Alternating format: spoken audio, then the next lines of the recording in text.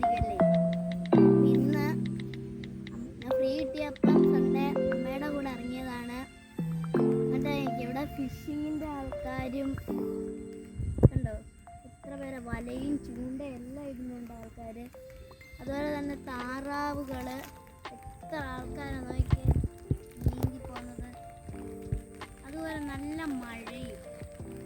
ഞാനിപ്പോൾ നിങ്ങൾ വിചാരിക്കും ഞാനിപ്പോൾ ഈ മഴയത്ത് കുട പിടിച്ചെന്താ നിൽക്കാത്തതെന്ന്. എൻ്റെ അമ്മ കുട പിടിച്ചിട്ടുണ്ട്, അത് മതി എനിക്ക്. ഞാനിപ്പോൾ ഞാൻ കുടയുടെ കീഴിലോട്ട് പോകും. ഈ മഴ ഞാൻ കൊള്ളുവാണെങ്കിൽ എന്തായാലും എനിക്ക് പനി പിടിക്കും, എനിക്ക് സ്കൂളിൽ പോകാൻ പറ്റത്തില്ല. അതുകൊണ്ട് ഞാൻ ഈ വീഡിയോ നിർത്തുവാണ്.